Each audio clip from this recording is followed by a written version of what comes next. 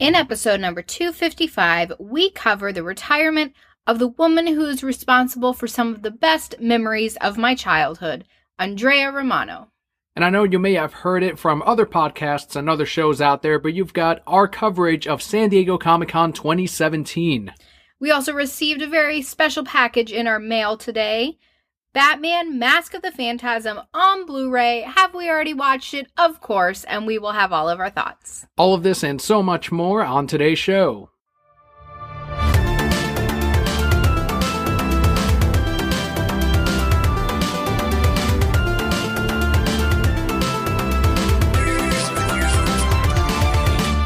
Hello and welcome to the Reasons I'm Broke podcast, bringing you the reasons we're broke, ranging from comics, movies, TV, video games, and more. I'm Kelli. And I'm Daniel. And we are back to our normal podcast this week. Last week, we had a great special guest, Al from the Purple Swordfish Show, came to help us out because we were unable to record.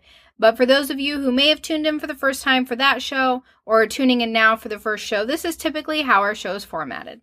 Yeah, thank you so much to any new listeners that we may have gained from that show. Any fans of Purple Swordfish, thank you so much, and we hope you enjoy today's episode. And to all of the regular Brokettes that do join us every single week, thank you as always for the support and for the download every single week.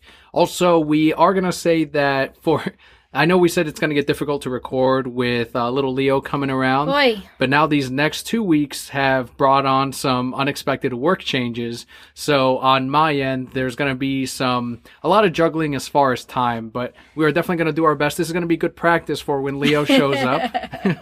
Maybe not Leo. Good practice, maybe just practice. It's already difficult to record with him now because he's the size of a pineapple. So imagine a pineapple strapped to your stomach and then sit in one spot for an hour and a half.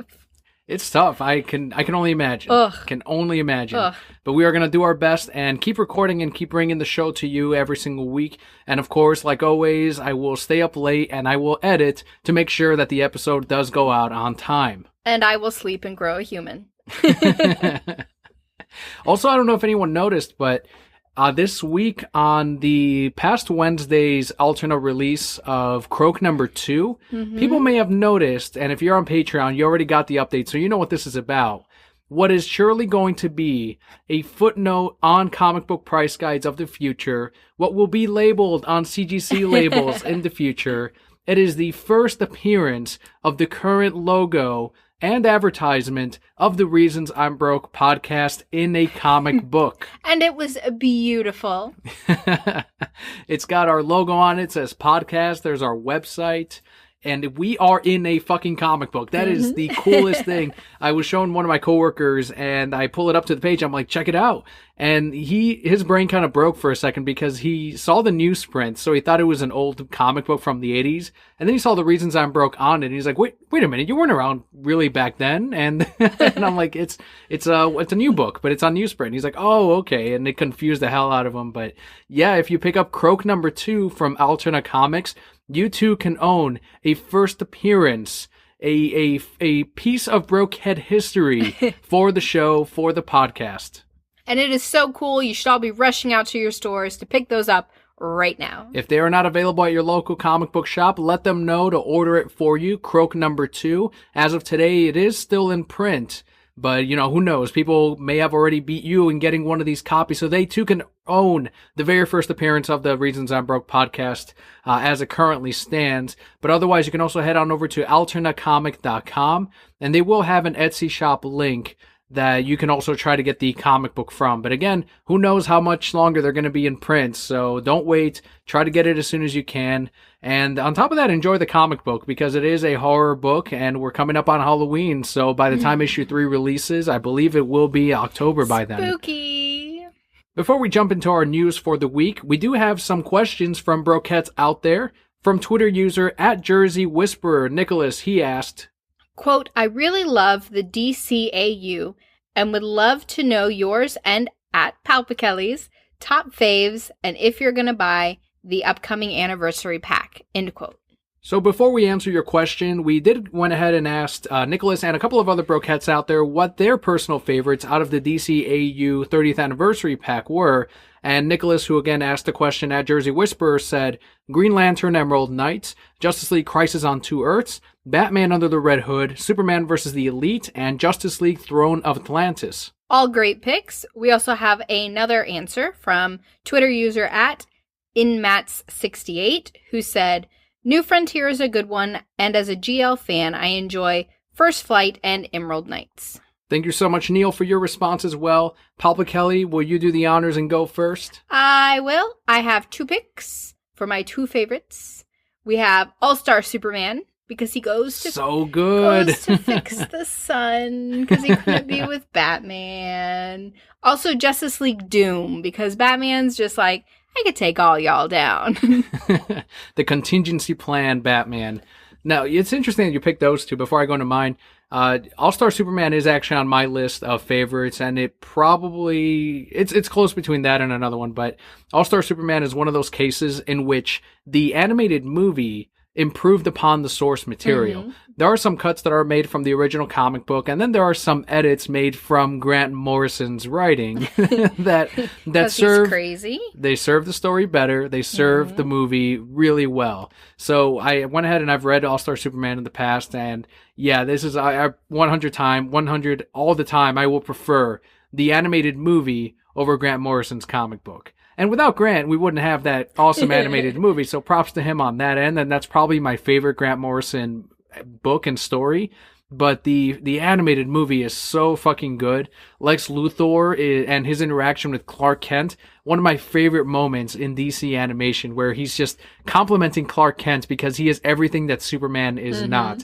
He's working out and he's just doing all of this to essentially annoy Superman because he is on death row, yet he is acting and living as if he's not going to die, and his death sentence is coming up. So there's so many points to this movie that are just so damn enjoyable, and you've got to see it. It's definitely a must see, not just if you're a Superman fan, but even if you're not a Superman fan, you should definitely watch All-Star Superman.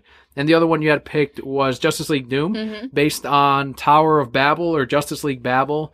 In that original story, it is Ra's al Ghul who is behind all of it. And in this one, it's Vandal Savage. So that's one change that I definitely didn't agree with. But they're both immortals. I guess I can sort of see where they made that switcheroo. That's because you're super in love with Ra's al Ghul. Ra's al Ghul is the better character, is he not? I mean, but you can't deny you're super in love with him. Should they not use... He popped up in a comic this week and you're like, oh, it's Ra's. Look, Kelly. One panel and he's just looking at Bruce like, It's I think it was Detective Comics this week. Great issue. But aside the animated adaptation to Babel, in that case, I actually do prefer the comic book because of Ra's al Ghul, because it makes more sense for someone like Ra's to have that ability of taking down the Batman.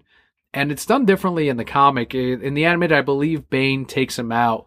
But then, if I remember correctly, in the comics, he uses his parents' bodies, and I don't even think it was Bane that ended up fighting him. That's fucked up. But I think he buries him alive next to his parents. No. And he digs out of it. No. It's good not stuff. Okay. Really good stuff. But Justice League Doom is still a really good movie, and it is a good pick.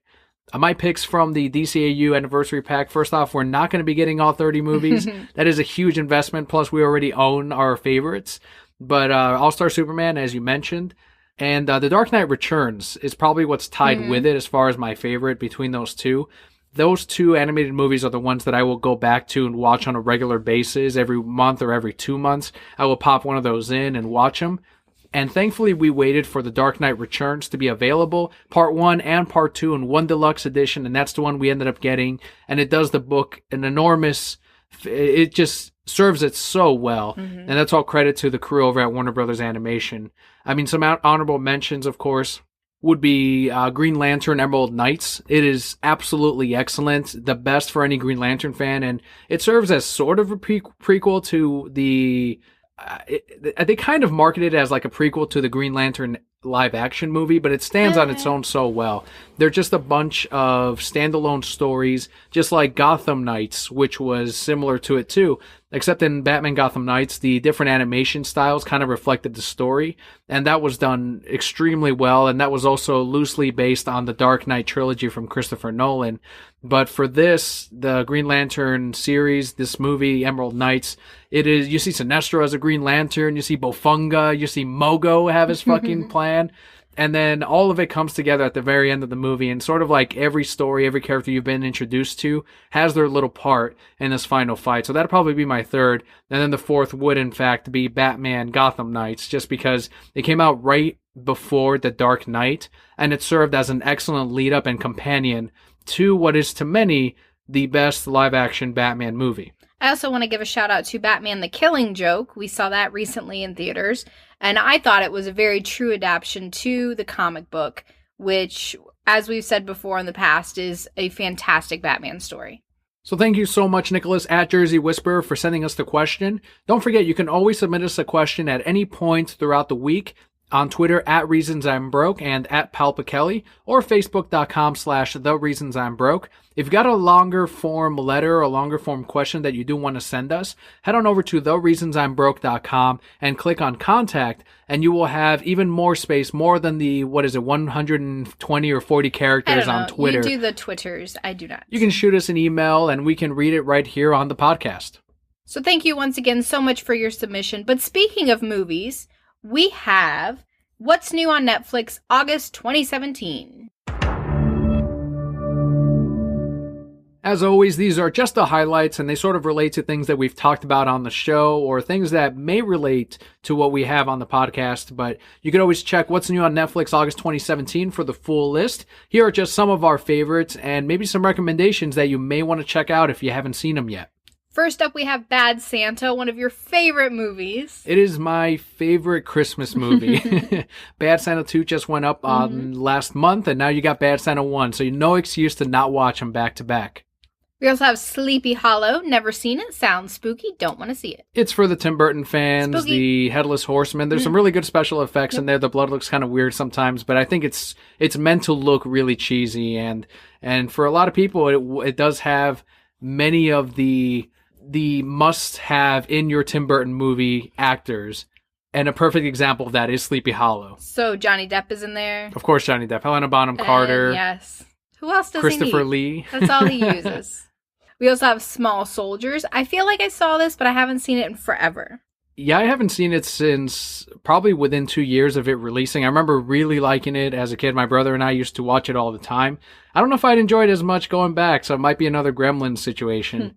The Addams Family is another one that even before that, I don't remember much from the Addams Family, but I do have to go back and watch it. I do have great memories from seeing that. I wasn't allowed to watch it, so I've never seen an episode. How about the Matrix trilogy, Kelly? Have you seen any of the Matrix movies? I saw the first one. What'd you think? I thought it was weird. At its time, it was pretty groundbreaking. There was not much quite like it. And yeah, it was inspired by a bunch of different movies, but the way it was put together, it was a big deal at that time. I remember everybody in school kept trying to do that where you go backwards and the bullets were like... and that was just the cool thing to do in middle school. The one that I'm sure we're going to just go through, Voltron, Legendary Defender, Season 3. Can't wait. Can't wait. The other Defenders, that's not quite as good. We have Marvel's The Defenders, Season 1. We have a lot of listeners that like that stuff, so that's a heads up right there in case you didn't already know Defender Season 1. And finally, Death Note, which will be a Netflix original movie. Interesting. We'll definitely have to check that one out. Little something for the anime fans there. Yeah. And with that, we are going to jump into our news for the week.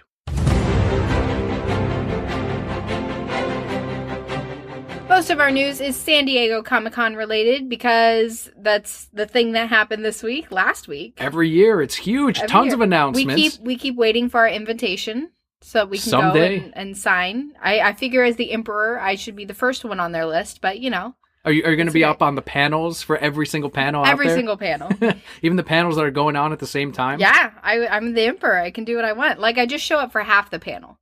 Or do you pull a Dark Knight and have a television station at the other panels with your face on it, just live feeding? So that I can answer questions, but I don't answer the questions I don't want to answer. So if they ask me a dumb question, I just, like, remotely turn off the TV. That's actually what he did, too. Perfect. So kicking it off with the DC Rebirth panel, And some of the highlights, and again, you may have heard this before on different shows, different podcasts in the last couple of weeks, but we did have to take last week off, and thankfully we did have Purple Swordfish to fill in, so huge thanks again. But these are kind of our personal opinions on some of the things that happened and some of the stuff that hopefully you haven't heard yet on some of the other shows you may or may not subscribe to. So from DC Rebirth, Jeff Johns expressed that one of his favorite parts of the Doomsday Clock is when Watchman's smartest man interacts with the DC Universe's smartest man. So Ozymandias and Batman. That's what I thought it was going to be. That's what it should be. Apparently it's Ozymandias and Lex Luthor. No, false. But that is still fucking cool. I mean, yeah, it's cool, but that's not DC's smartest man. What is going to happen when they're not going to get along? There's no way those two get along. Well, I don't know. They probably won't get along at first, but then they'll realize that they're both super smart and be like, we can work together and get shit done. While that may be Jeff Johns' favorite portion of Doomsday Clock, I'm waiting for when Batman stares down Dr. Manhattan. And I know it's going to be Superman versus Dr. Manhattan, but really Batman's going to be fixing the issue anyway. Batman's so it's going to fix all of it. Really Batman versus the Watchmen universe versus Dr. Manhattan. I'm just waiting for Dr. Manhattan without his pants on. Hopefully it happens. It's not going to happen. Are you kidding? Why didn't anyone ask him that question? I didn't see it on the panel, the highlights. And Mr. Johns, is Dr. Manhattan going to be wearing pants? It's just drag him off. Come here. Get out. We told everyone not to ask that question. Just going to have to wait and see. Also, there was a DC Animated Movies panel. When asked if they'll do more with Gods and Monsters, producer Bruce Timm said that they've thought about doing more, but that sales weren't really there for the first movie. So buy more, you assholes. That's what he was saying. Basically, screenwriter Jim Krigg, who was right next to him, chimed in with, quote, "The script is written, just saying," end quote. So he was also saying, yeah, buy more. Gods and Monsters was a solid movie, but at the end of the day, it didn't really spark anything, at least I think with us as fans, to say, yeah, we definitely want to see way more from this one way or another. Superman was awesome. Like, their version of Superman was great. Batman as Vampires, so. Wonder Woman, who came straight out of Apocalypse, I believe, in this version of Gods and Monsters. It was another, okay, it was just fine, but I think that Superman was one of our favorite alternate takes on Superman, and they definitely made him not necessarily a villain, but a harsher and rougher around the edges version of the Man of Steel. So if any of you really want to see this sequel, go out there and buy multiple Blu-rays. The script's written, we're just saying. Bruce Timm also said that Vertigo animated films based on Constantine, Swamp Thing, and Sandman have been discussed. Yes, fucking do them. Constantine! Are they going to get TV Constantine to do his voice? I'm sure they'd try, for sure. They better. All three of these are wins, Swamp Thing, Sandman, or Constantine. Any one of those, and I think both of us would be happy. If you want to do one first, if they want to guarantee a hit from the Vertical line in case they have to explain the budget for the next ones, why don't you guys do one first, and we'll see if people like it. They can lump it into that Vertigo line, throw out Swamp Thing first. Then you throw out, from there you can get the ball rolling, whoever you want to throw in, Constantine or Sandman.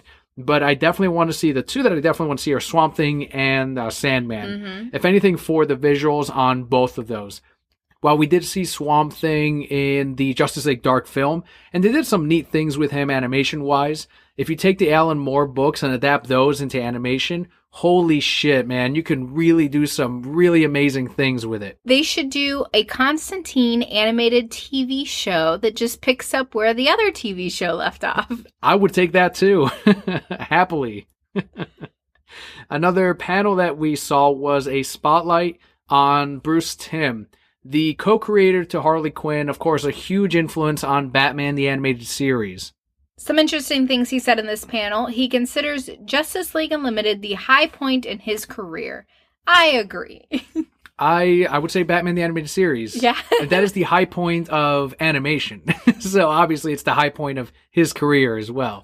But every time they interview him, he's been on Kevin Smith's Fat Man on Batman, and he always downplays Batman the Animated Series so much because people like it that much that he's always like, it wasn't all right. It We was could have done okay. better. And I'm like, come on, Bruce, get out of here. At one point, just acknowledge what a great thing you've done in the past. Justice League Unlimited is awesome. It is very good. It is not Batman the Animated Series.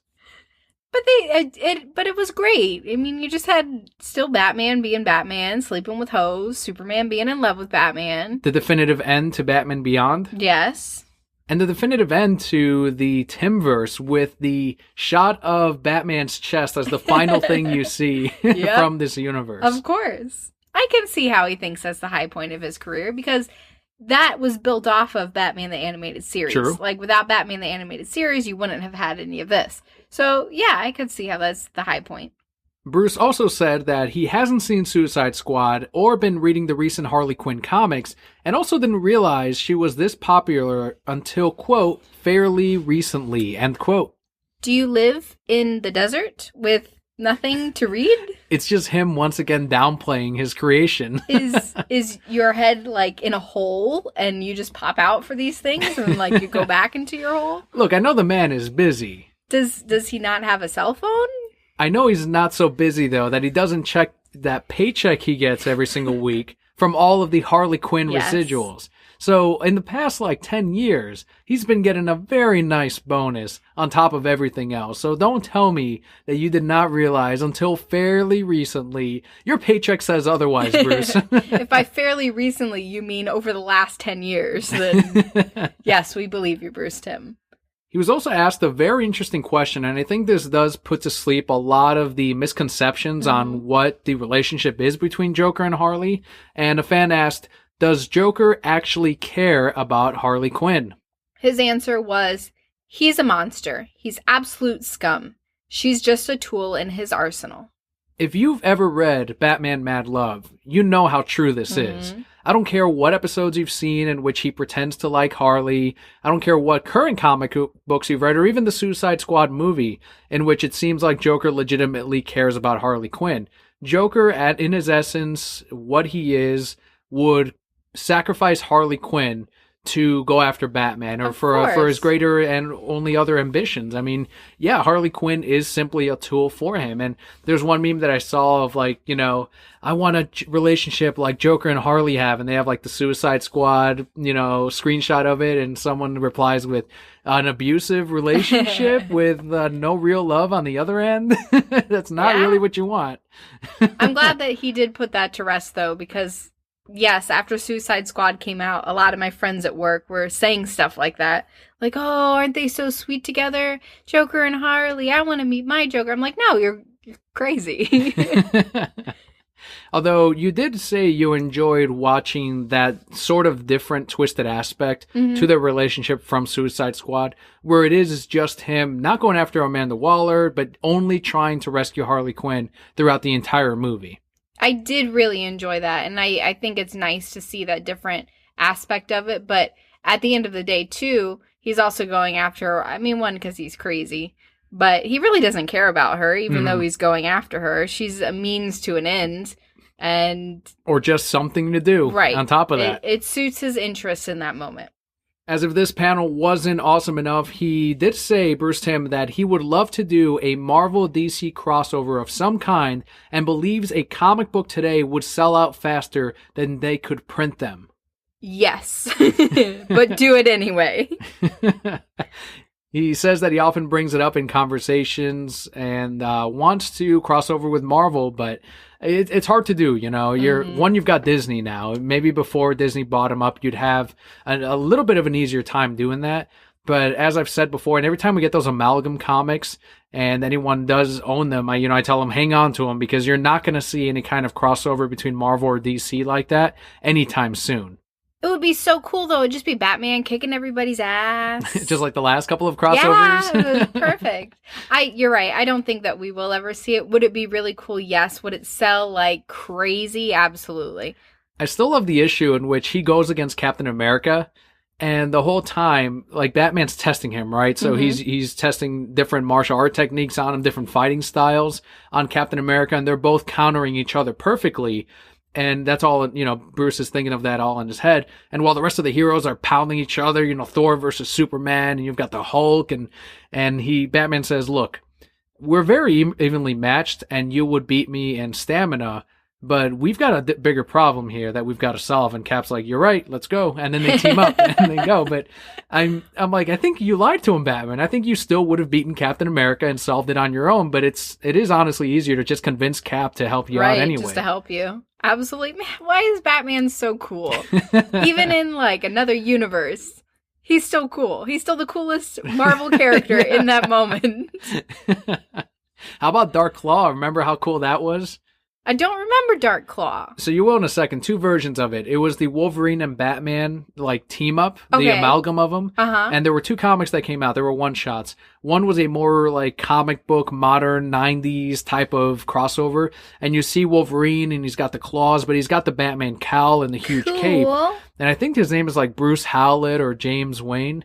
But then they did a Ty Templeton one-shot where it's the animated series of Batman and then the Wolverine. Yeah, you're looking at it now. Cool. And that was another one shot. And I remember the animated series one. Yep, you got it right there. It's a little bit darker than even the other one because at the end of it, if I remember correctly, Darkclaw dies. And there's like an amalgam of, I believe it's Jubilee and Robin. And then you have Lady Deathstrike and Talia al Ghul, and those characters got merged together too. So there's a lot of really neat stuff happening in that series. And again, we're huge on Ty Templeton. So when that came out, we have both copies. We read them and we love those. I do not remember reading this, I'm not going to lie. I have no recollection. It might be my pregnancy brain or something. But this looks so fucking cool. It's time for you to refresh on it. It is really fucking cool. Batman's over there just being super cool. Oh, but Kelly, it's mostly Wolverine. No, it's Batman. Even in the amalgam universe, he inserted himself into that reality, went undercover knowing that everyone was emerging, and if he showed up as just Batman, whoever created this universe would know and would try to take him out. So he put on the Wolverine costume. That man, fucking Batman, you did it again. And that was it from the Bruce Timm panel. The Warner Brothers came up and they released a Justice League poster. Actually, we'll talk about that when we cover Justice League. So we'll go ahead and jump ahead.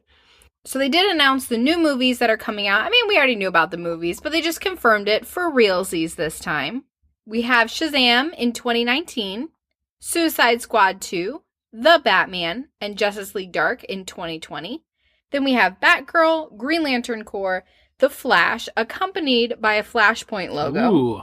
And the highly anticipated Wonder Woman 2 were all confirmed as the next lineup of DCEU films. So there was a ton of speculation as to what was going to happen. We did it right here on the show several episodes back where now that, Batman and Wonder Woman were as popular as they were from Batman v Superman and now Wonder Woman in her own solo film, what does that mean for the films that they initially had set up? And Shazam hadn't been talked about in a while. The Rock, who was cast as Black Adam, now he's doing other films, so even if they were going to film it. So they went ahead and said, no, guys, fucking Shazam 2019. I was like, fuck yes, fucking Shazam, finally. That's the one that we were hoping. Please don't cancel Shazam. Make Shazam. Get rid of Joe Whedon's background. Do Shazam. You know who should play Black Adam now? Instead of The Rock, no one else. That's who everyone wanted. They wanted The Rock. Well, he's gone. I'm over him. Who should play Black Adam? He was in Moana, and then I was done. And he was running for president, which was just weird. Because he may still, That's my position. Thanks. Okay.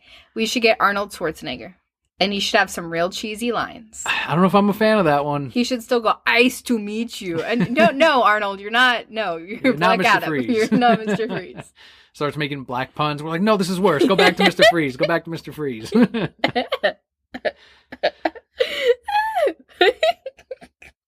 Suicide Squad 2. We knew it was going to happen. It made a shit ton of money. The Batman is still happening. Wonder Woman 2, we knew that was going to happen. Justice League Dark, I don't know, we're 2020. Perfect. And that was the other one that Guillermo del Toro was originally attached to, and then he wasn't. They were going to call it Dark Universe. Listen, Guillermo is attached to everything, and then he's not. The fact that they called it Justice League Dark, I think that does tell us that they've dropped the Dark Universe title, especially since Universal was going to use that for their Universal Monsters universe. But yeah, I mean, it makes sense. Justice League Dark, people will kind of know what that means, and it connects. It has Justice League in the goddamn title. That alone will bring in money.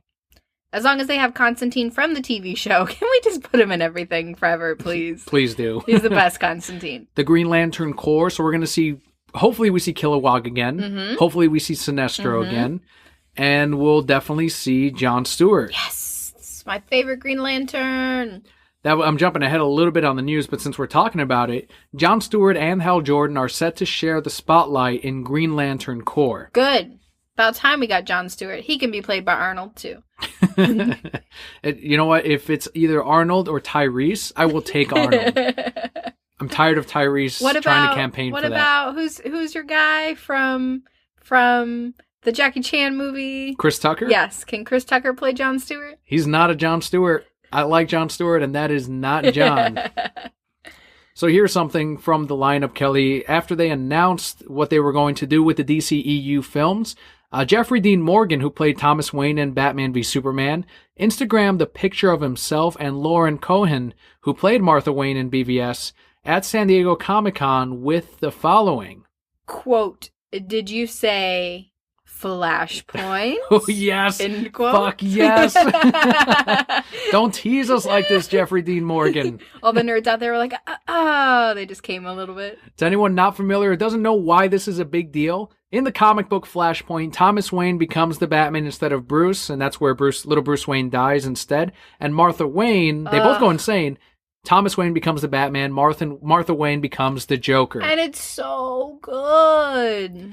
You get a hint of that in Flashpoint, and even in the Flashpoint animated movie, they do a little bit of it. You briefly see Martha Wayne churn, but in the comic book, in the tie-in comic book, you see the world that Thomas Wayne is kind of indulged in. He's an alcoholic. He's working in casinos with the Penguin. He uses guns. He kills, right? And he actually murders Joe Chill in that alleyway. Good. Kill him.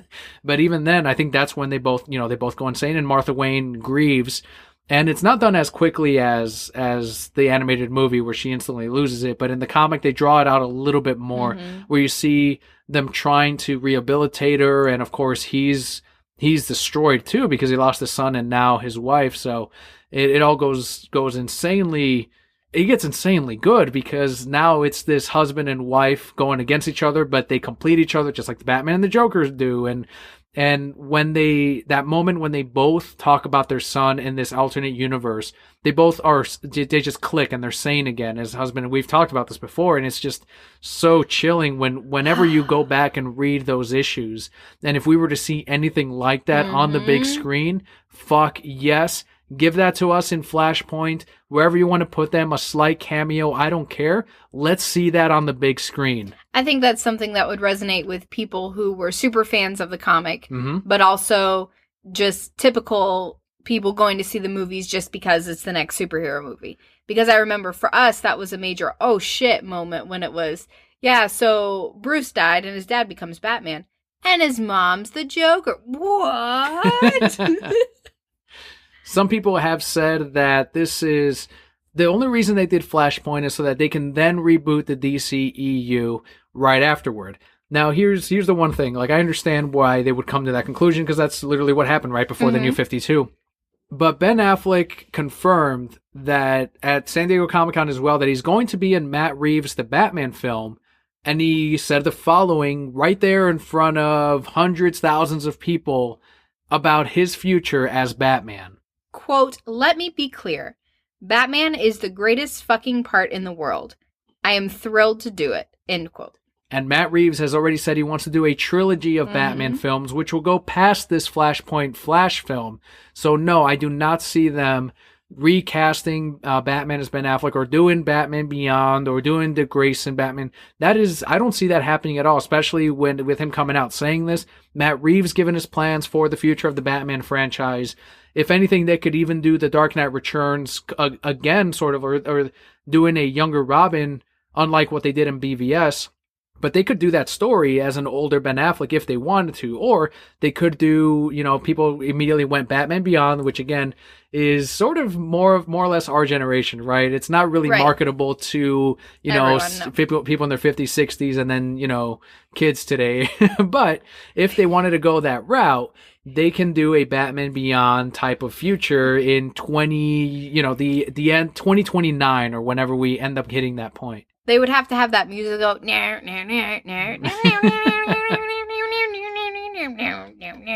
And out of respect to Darwin Cook, they can just throw up the animation and just the opening. Use that as the opening credits. The silhouettes of kids in the club, because that's what you do in the future.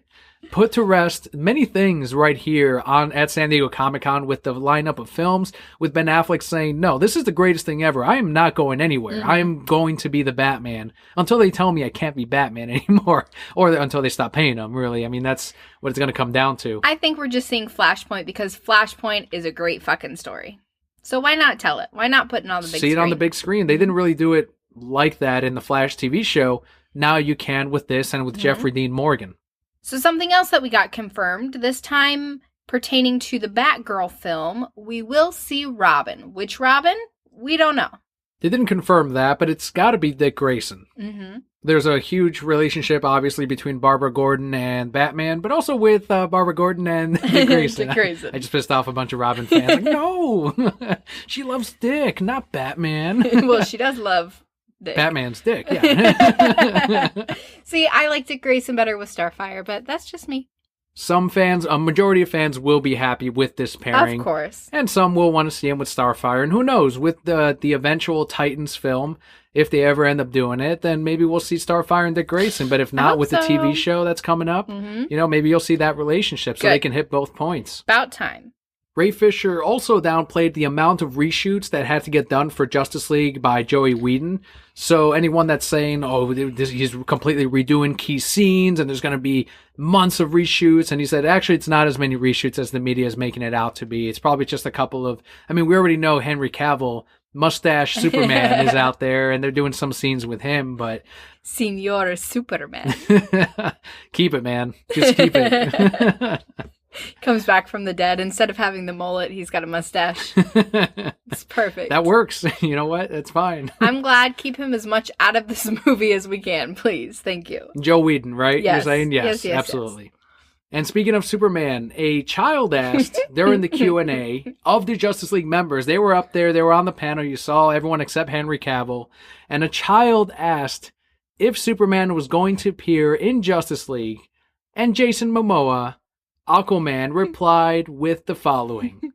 Kid, I don't know if your parents told you, but Superman is dead. Jesus Christ. Damage Control Gal Gadot immediately responded with, quote, but if you're a big fan of Superman, you're going to be very happy with Justice League, end quote.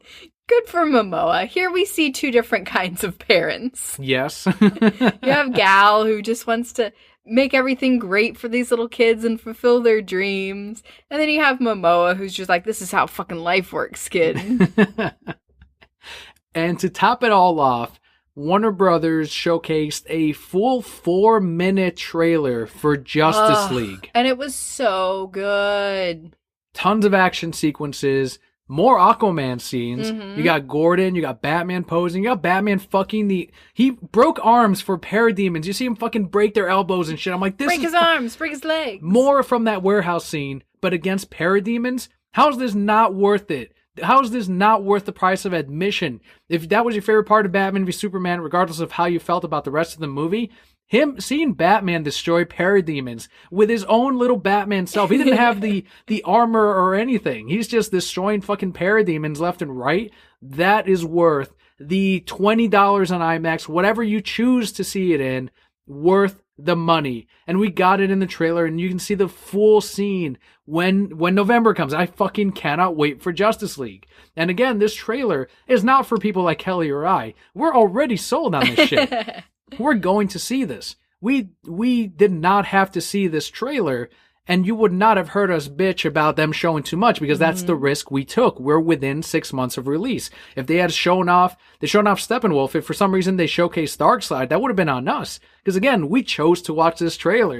We're so close to it. Glad we did. We get to see the Amazonians too, which was so smart. There's no way Robin Wright is not in that fucking scene. She has to be in there. Because this is Steppenwolf this is before Wonder Woman attacking the Amazons, I'm guessing. And this is going to be a flashback of him attacking the Themyscira over a mother box. You're going to go down to Atlantis, and you see you see fucking Steppenwolf throw an axe at Aquaman, which he dodges, and there's probably a mother box down there too. There's gonna be one on Earth, and it's all to open up the boom tubes and lead the army of parademons to Earth for Darkseid, and then when the Justice League stops him, maybe we'll see Darkseid bust through and do the job himself, or they'll save it for a sequel. But regardless, there's a lot of really cool shit happening. You are gonna see the Amazons all over again. It's almost as if they anticipated that Wonder Woman is gonna do extremely well, and even if they didn't, there's more from that world of Wonder Woman that people resonated so well with, and it's going to be right here in November. I am happy to say that Cyborg looks better, though, than he did in the first trailer, because he looked terrible in the first trailer. Much, much better. They definitely cleaned him up. He doesn't look, like when he's talking, it doesn't look as like Video CG game-y, or yeah, exactly. And something Fisher said was that he never got to wear a costume, which sucks, because you're sitting next to you're acting next to your coworkers. You got Affleck in a full suit, right? And we always say, put a fucking suit on him, even if you want to, spice it up with CGI later on, cool. But he never got to wear one. But it's good to see that they actually did what is really hard to do, and that's something that we always knock these movies down for. And he does look better than he did in that first Justice League trailer. They cleaned him up. He looks sharp. And I guess the worst thing about it, the one thing that kind of took me out of it, was the part where he's integrating with the Batwing, and you can see like the weird tentacle things, which are straight from the comics. It's cool, but that also looks super computery and video gamey. So it's like, all right, so it's not perfect yet. The technology is still catching up, but as far as Cyborg himself, he does look very solid. And we have Alfred being cool Alfred. Yes, Alfred. There's a key scene in there. That we'll cover that at the very end. What'd you think of Steppenwolf? His dialogue of, there are no more lanterns. This Earth is going to fall, just like the rest of the worlds. Clearly, he didn't do his research, because there's still a Batman. There's a Batman and me? Yeah. There's an Aquaman there? There's an Aquaman, and there's a Wonder Woman. So clearly, you have not done your research, Steppenwolf. And as soon as Superman comes back, they're definitely fucked. Ugh, it's over. The final scene of the Justice League 4-minute trailer shows Alfred talking to someone off screen. We don't know who it is. It's fucking Superman, guys. Everyone that's thinking like, it's Red Hood, it's Nightwing he's talking about. Alfred says, he said you'd come. Let's just hope you're not too late. It's Superman. But Daniel, didn't your parents tell you? Superman's dead. Oh, of course, that's right. We're not going to see Superman at all. What about those reshoots? Those are flashbacks, Yeah, that's why he's got the mustache. People are speculating that it's a Green Lantern. People are speculating that it's Red Hood, Nightwing. No, it's not any of those people. It's Superman. It's Superman. Come on, guys. It's fucking Superman. He's and then we actually see it and it's not, and we're like, oh, well. It's goddamn Superman. It's fucking Superman. What if it's like Big Barda? Or Mr. That'd be Miracle? Fucking cool. Yes, the New Gods. I'd question the trailer choices for that, because most of the audience would be like, who the fuck is that? When the film comes out, they'd be like, Big who? Why is she taller than her husband? Just break it down, everyone. It's simpler than you think. It is Superman. And if we see the Green Lantern show up post-credits scene, then maybe that'll happen. But Superman's going to be the hero of this film. No. It's the T-Rex from Jurassic Park. Remember? Because the T's shaking. Oh, the water. Yeah. Maybe. It could be. That's her. They'd say you'd come. Whoa! They also showcased a brand new poster, which was inspired by Alex Ross's work from, you can even just point to Kingdom Come, and you can find the characters and look exactly like what they do in that poster. And a lot of people have been really happy with the way that showed up, because they're like, this is finally what the DCEU needed, is something as heavy as the Alex Ross stories. And if they're trying to emulate that in the marketing, then maybe we're going to get something similar in the film. The poster does also read, "You can't save the world alone." Very cool poster. It has all of the logos built into that saying of "you can't save the world alone." But not everyone is happy, because it is Warner Brothers, because it is DC Comics. Yeah. They're still fighting an uphill battle in spite of Wonder Woman. And that's why we have this week's Nerd Rage Reaction! We need those noises for when I go Super Saiyan. To anyone not familiar with the Nerd Rage reaction, it is a quote, a comment, something we picked up from the story that we found irrational but funny. We're not going to name who the person is. You can try to track it down yourself. But this is this week's Nerd Rage reaction for the Alex Ross-inspired poster to Justice League. Would have been better if it was actually done by Alex Ross. They look plastic and fake, unlike an Alex Ross work. Trailer was good, though. Just can't be happy. Nope. Cannot be happy. The 1% right there of, no, not good enough. Look, if we want to bash on the poster, you can say that they brought up the contrast way too fucking much on them. You know, they look orange. But, I mean, that's basically it. And the poses are exactly from Alex Ross work, and they're all, composed well together. And that is a really cool that is something that any shop can sell. Oh, yeah. That is sellable material. But you can't make everybody happy. At least they enjoyed the trailer. They're sold on the ticket, it sounds like. There you go. How many of you are there? Not enough. Do you really think that... Oh, wow, they really just vanish. Huh? Oh, that's rude.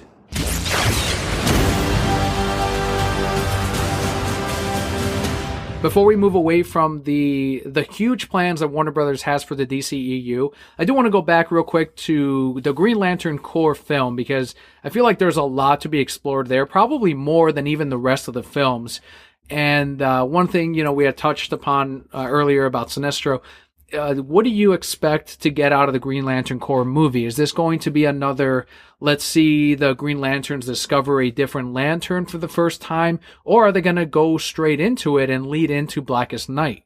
I think they're going to lead into something. I don't think it's going to be them discovering other lanterns, because you have Jon Stewart. And I feel like when you have Jon Stewart, it's a very established story at that point. And I don't think we're going to see Jon Stewart becoming a Green Lantern and then Hal Jordan has to help him through and figure it out, because that never happens. No. When Jon Stewart becomes a Lantern, he's like, all right, I'm a fucking military warrior. We're going to get this done. Yeah, in his first appearance, it's more like Hal Jordan is knocked out and Jon Stewart's like, all right. It's dated. It's a dated comic book. Right. You go back and read that and you're like, I don't know. Come on, Neil Adams. But yeah, you're right. He's a very experienced, he's a military guy, right? He's incredibly smart, super logical, doesn't joke around. That's more, maybe Kyle Rayner. I'd say Kyle Rayner jokes around more than Hal Jordan. Kyle you know Rayner. what I mean? Don't even get me started on Kyle Rayner. You might be thinking of Guy Gardner. No, I'm thinking of Kyle Rayner, because he's pissing me off in the comic books now, too. Love and art and coloring. She burned the Sinestro Corps symbol on my... It's like, get over it. Fucking get up there and fly. God damn it. Fuck, I wasn't man. even in my costume. Why does she like you? Why does anybody like him? I'm sorry. Continue. You're right. Guy Gardner's on better terms than Kyle Rayner right now. Yes. And I don't even like Guy Gardner.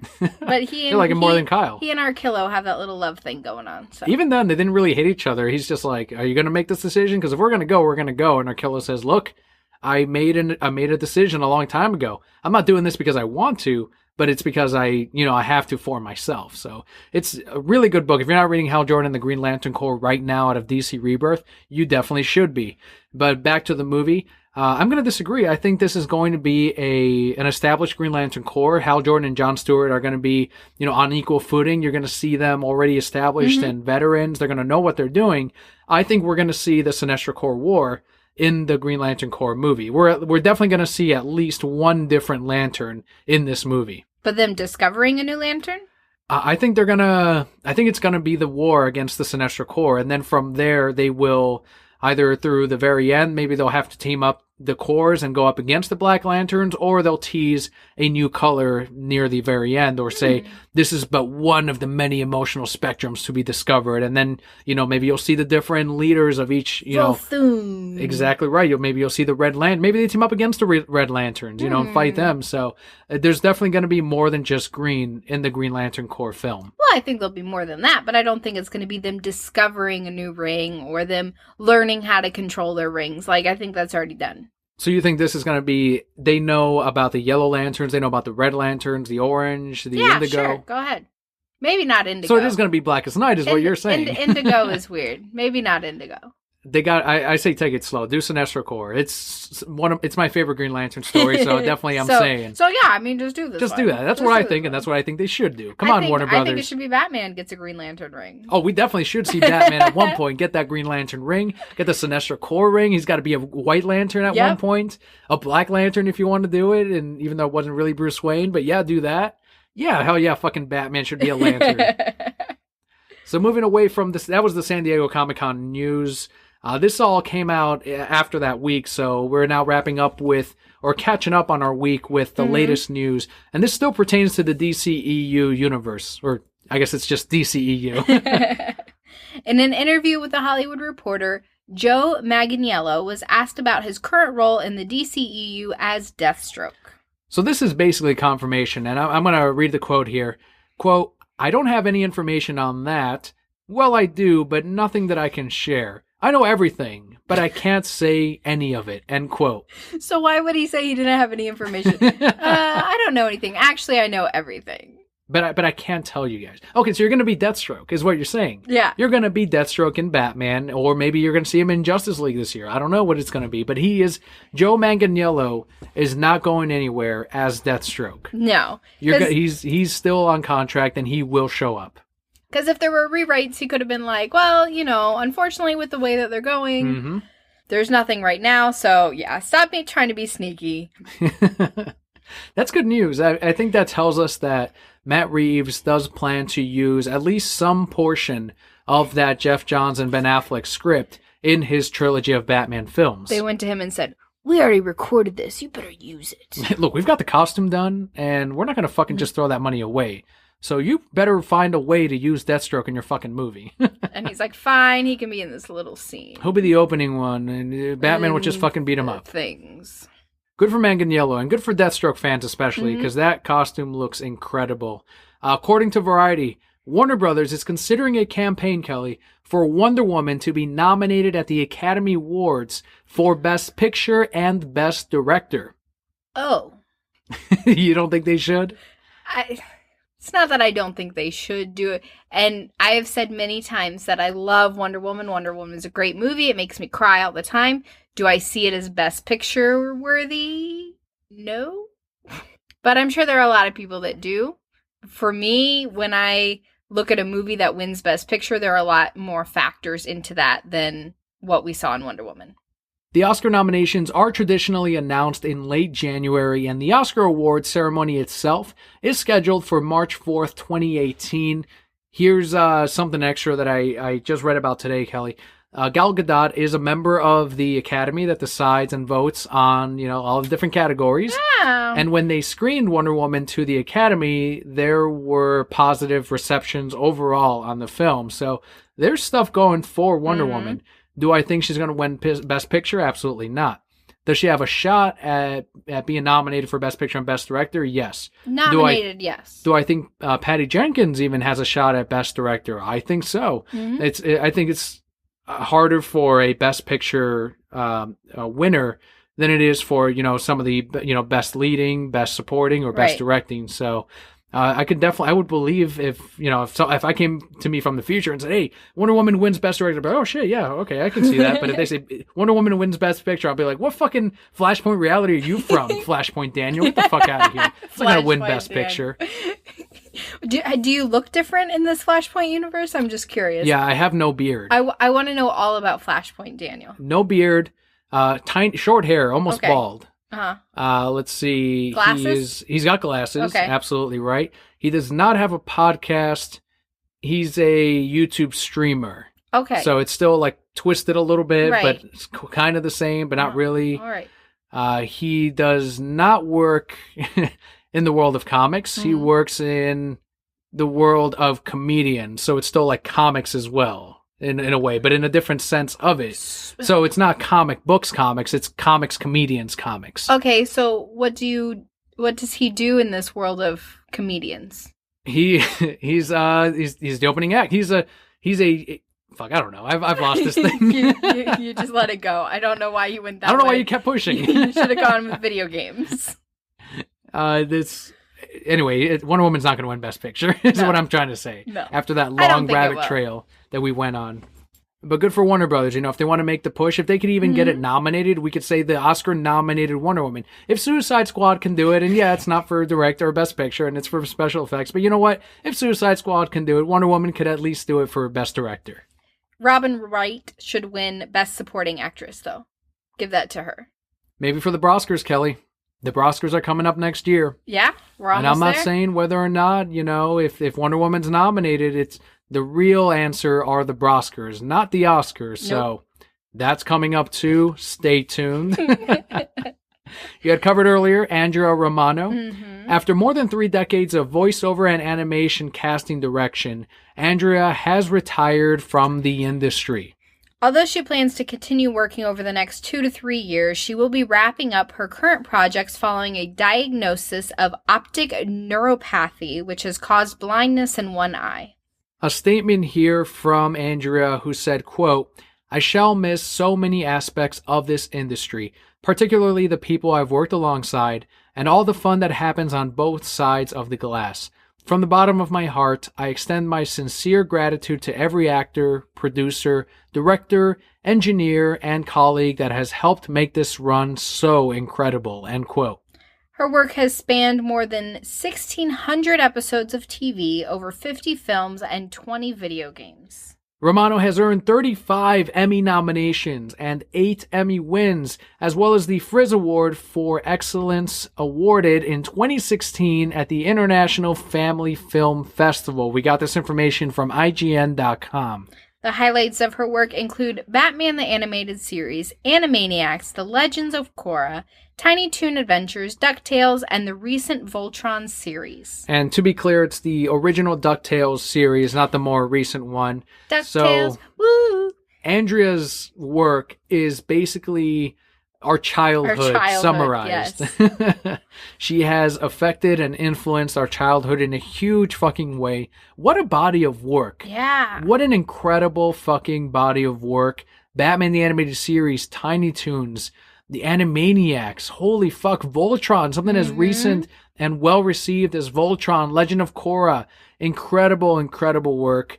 Throughout her career, someone that DC did not let go of and definitely held on for the long run. Helped discover Kevin Conroy. Yep. I mean, holy shit, man. And Mark Hamill. Helped discover Batman and the Joker. God damn, you're not gonna. Best of luck to the future of animation, because you're not gonna have an Andrea Romano ever again. She just amazes me because she looks at a project and understands the feel of the project so well, and then can find people to fit those puzzle pieces. Like you said, with all those shows that you just mentioned, there was never a character or anybody who felt out of place in that. And that's just a testament to how great she is at what she does. So well earned, Andrea, and we're forever grateful for. If it weren't for someone like Andrea discovering these voice actors, directing the voice actors, producing this work, many people would not be as huge of fans, not only of DC Comics, but of the superhero industry in general. So the whole industry owes her a debt of gratitude. So whatever you end up doing, Andrea, for the next 2 to 3 years, I just hope that it's you serve. It is exactly what you want. You have your hand pick of whatever project you want for however many years you decide to continue. Thank you so much, Andrea. Andrea, no. Was that the line? Close. It was, oh, Andrea. That's a joke on Kevin Conroy in one of the interviews about celebrating the animated series. And he said that Andrea kept making him do as Batman just saying Andrea over and over again. And he kept making Kevin Conroy do it. Wasn't it because of Mask of the Phantasm? Because her name's Andrea. Andrea Belmont, and then Andrea Romano. And ever since then, it's been like that ongoing joke between the two of them. If you go on Twitter, you'll see Kevin Conroy. He just did he put up a video on Twitter doing one last Andrea before her retirement. On to the world of comic books. We said that Sonic the Hedgehog was not going anywhere in the world of comics, and it seems like they did get their pickup even sooner than we expected. IDW Publishing has announced that they'll be picking up the Sonic the Hedgehog license for comic books from Sega of America.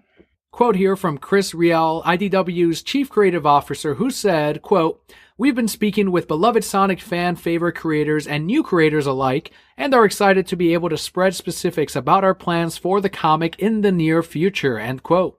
We also have a quote from Ivo Jurskovic, who is the chief brand officer for Sonic the Hedgehog, who says, quote, "We are ecstatic about this partnership with IDW. We know they'll serve as a good home for new adventures of Sonic, his friends, and foes," end quote. Good for IDW. Yeah. Whoever it was that picked this up next was going to get that bump in Sonic the Hedgehog, and if they can maintain it, it can be extremely profitable for IDW. I think if anybody can do it, it is IDW also.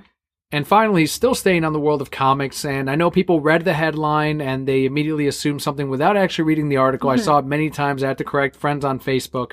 But according to the Hollywood Reporter, a sequel to Tim Burton's The Nightmare Before Christmas will be coming in 2018 in the form of an original graphic novel as published by Tokyo Pop. So not another movie. Not a film. It is a graphic novel. Exactly right. A comic book. Simplify it as much as you want. Yes. But everyone, I know people say, oh, another sequel? They shouldn't do sequels to that. It's like, it's a fucking comic book, dude. Calm the fuck down.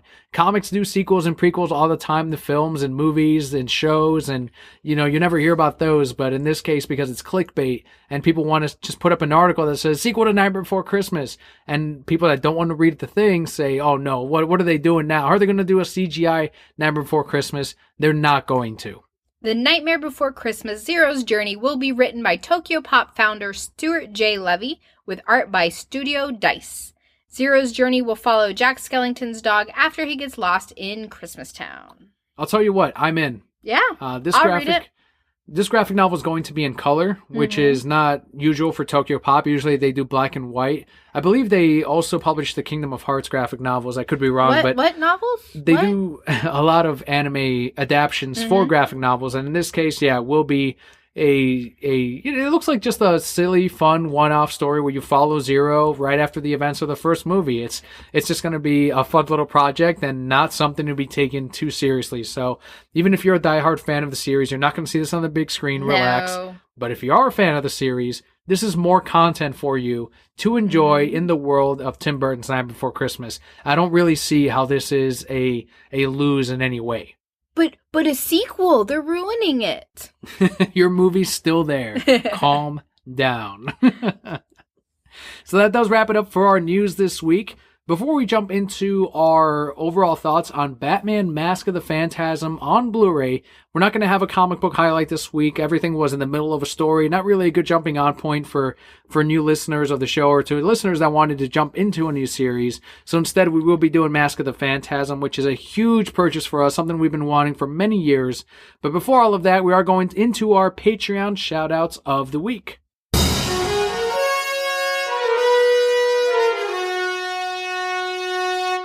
We have 2 shout-outs this week. The first goes out to Alexander, whose Twitter handle is @SwordfishShow, and the second goes out to Lourdes and Katie.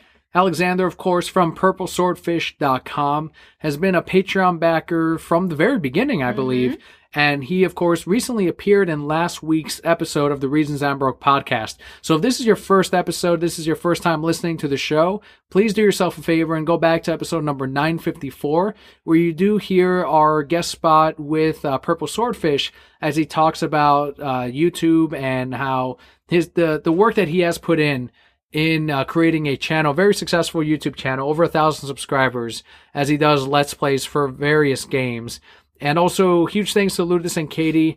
Katie recently subscribed to the Star Wars Captain Phasma comic book. It's a miniseries from Marvel, and it tells the story right after Star Wars The Force Awakens. So you kind of see how Captain Phasma escaped the fucking Death Star, the planet from the last movie, which you didn't really see. And they did build up Phasma quite a bit in the marketing. You know, people were speculating, oh, is she going to be the new Boba Fett? And it was kind of underwhelming what they did with the character, but it sounds like there's going to be more from her in the sequel. And obviously they have more plans for her in the comic book world. So that miniseries is coming out, which Katie will enjoy very soon. So thank you all so much for your support. It helps us put forth the show that you hear each and every week. But of course, our podcast will always be free.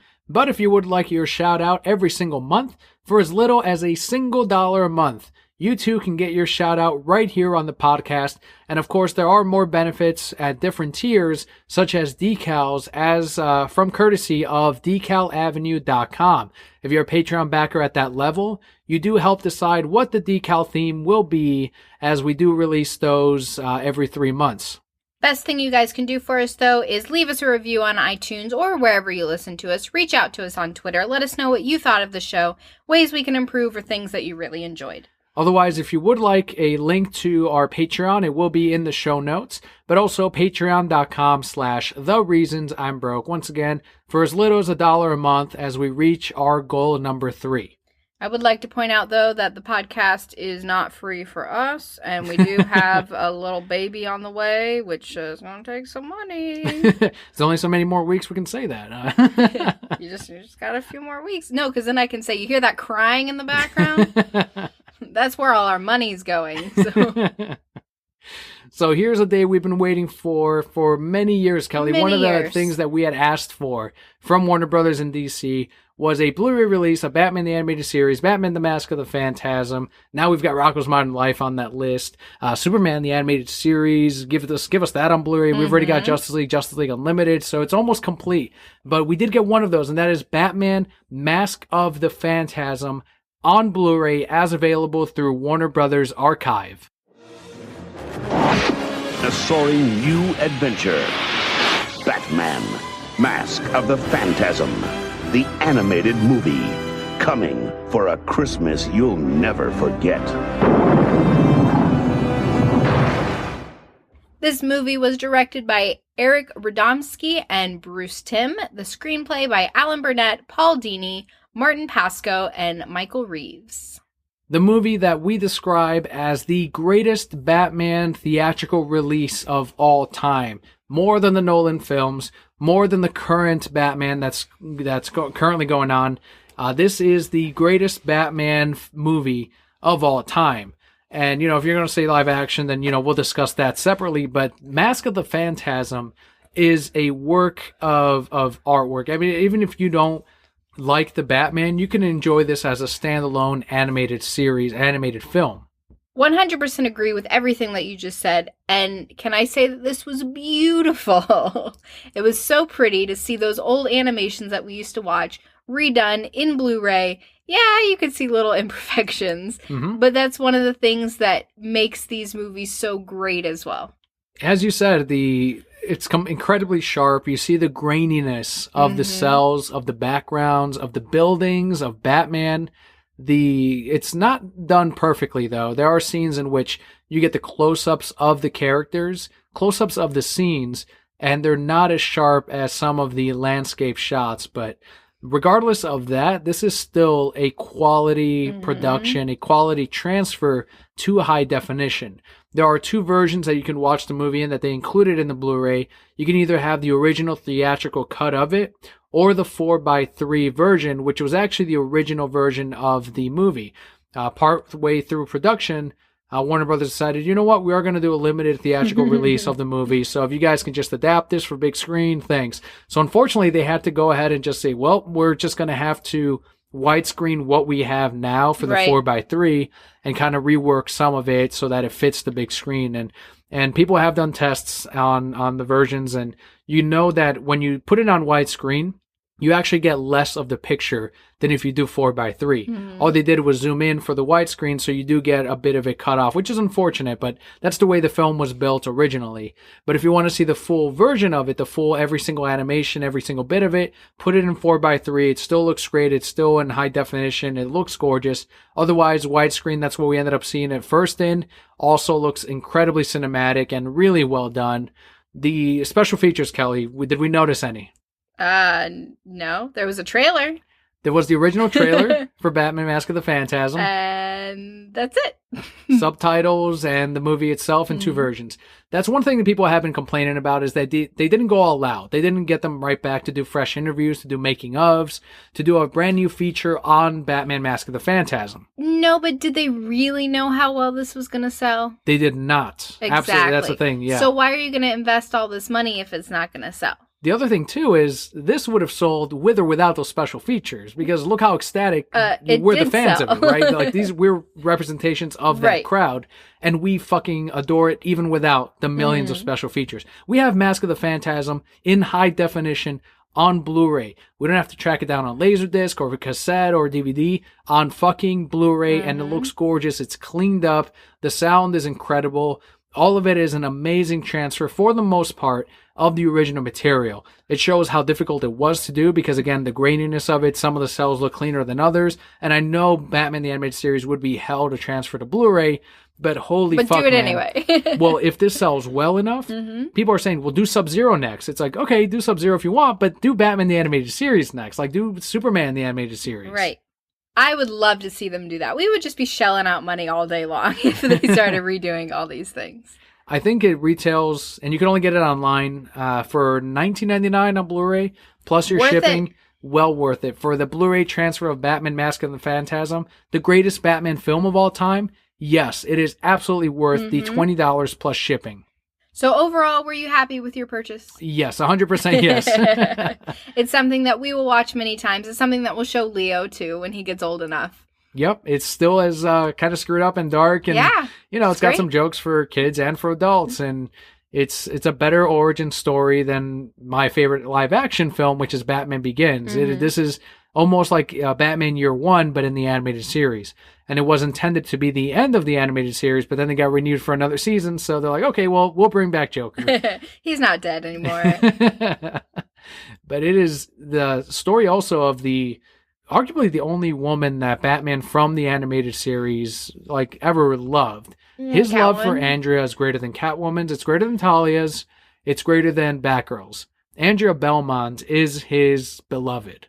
Yeah, he never loved Batgirl. What are you talking about? Well, he's still, boned her, and he was with her for a little while. Yeah, but he didn't love her. Not like Talia or Catwoman. You're right. Correct. But Andrea Belmont, it's something different, and it carries so much weight in the movie, and it still holds up so incredibly well in 2017. So this is going to be a forever animated picture for Batman fans forever and all time. This is going to stand as one of the crown jewels in the history of not only Batman animation, but of Batman stories that you can watch at any point in any year. And we are so incredibly happy that we finally got it on Blu-ray. So that about wraps it up, Kelly. We went over San Diego Comic-Con, lots there. Again, we hope you did enjoy our perspective of a lot of the news that went up at San Diego. And of course, our thoughts on Batman Mask of the Phantasm. What an incredible, incredible fucking transfer. And the Phantasm Funko Pop, if you do collect those, recently released. So definitely ask your local comic book shop about the Phantasm Pop if they don't have it. And also for Croak number 2 with our The Reasons I'm Broke ad from Alternate Comics. If you guys listen every week and you say, you know what, I just don't get enough Daniel and Kelly, you can follow us on Twitter at ReasonsI'mBroke, at PalpaKelly, or you can head over to thereasonsi'mbroke.com and you can see everywhere where we are right on the site. As always, thank you so much for tuning in, for your support. I'm Daniel. And I'm Kelly. We'll see you next week.